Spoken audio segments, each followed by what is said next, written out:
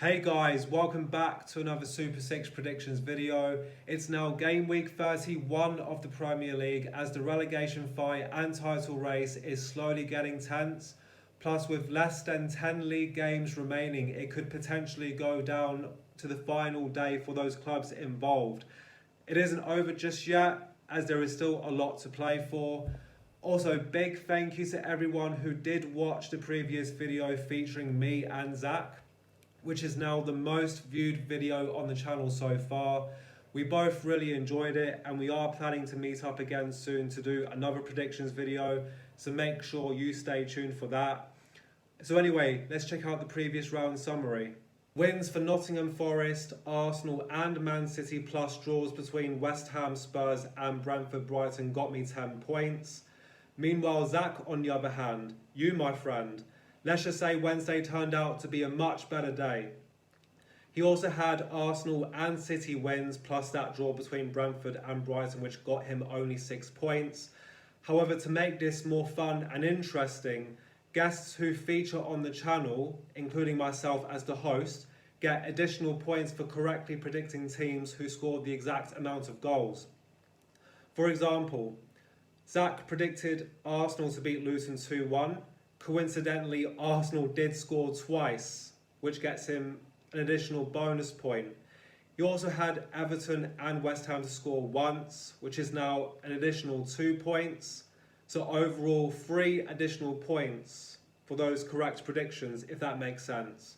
That is pretty much how it works. So yeah, he went from 6 points to 9, whereas myself, I got 10 points. Fulham scored only once, while Luton didn't, which is 2 additional points for me. So yeah, hopefully all that makes sense. Yeah, so I assume he's definitely looking for revenge, no doubt about it. So yeah, anyway, let's start with the first game.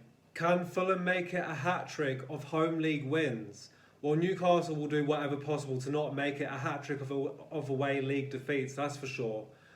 You know what both these clubs have in common? Their home form has been much better than their away form in recent matches.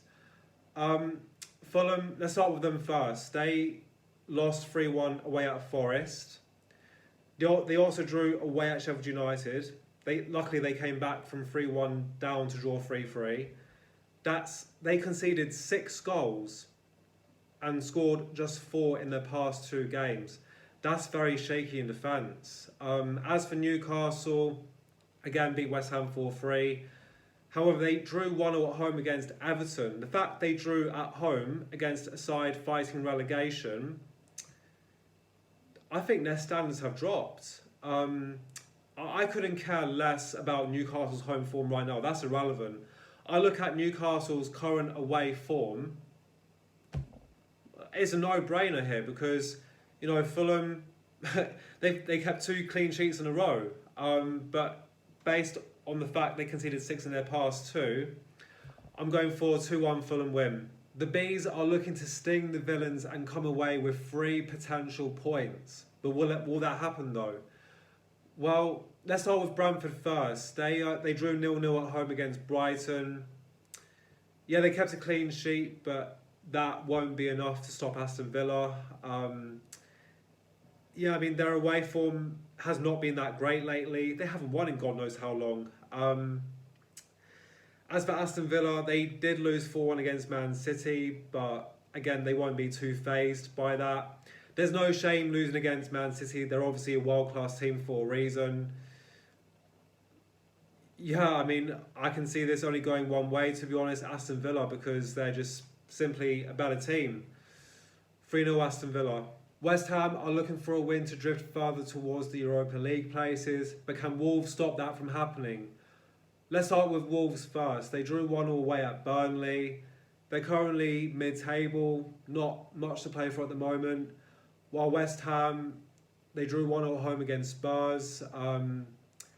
Again, this is their first away game since that 4-3 defeat against Newcastle, and they will want to put that behind them to win this game. Yeah, I see this as an even, cagey contest. I'm going to go for a 1-1 draw. The Seagulls are looking for a win to get back into a European place, while Arsenal themselves need a win to remain in the title race. Let's start with Brighton first. They drew 0-0 away at Brentford. You know the weirdest thing is, they failed to score away at Brentford, yet somehow took the lead literally, first 2-3 minutes against Liverpool at Anfield. Yeah, football's a mad game. As for Arsenal, not a convincing win against Luton. Yeah, we did rotate the squad. You know, Declan Rice was on the bench. He came on at some point in the second half. Martinelli just came back from injury. So it made sense to give other players like Reece Nelson a chance to play, as he hasn't had much regular game time lately. But yeah, this should be a good game. For some reason though, I have a weird feeling that Brighton will score. I don't know why. But at the same time, I need Arsenal to win, so I'm going 2-1 Arsenal. Said this before, we'll say it again. This rivalry game is still bigger than the Manchester and Merseyside derbies. No doubt about it. Let's start with Man United first. Blimey. They lost late on against Chelsea last night. They were 3-2 up. Like, it's mad because they were 2-0 down, then went 3-2 up, and then bottled their lead literally late on. They conceded 2 goals in 2 minutes in stoppage time. Yeah, that hit them really hard. Yeah, very unlucky for them. As for Liverpool, they beat Sheffield United 3-1.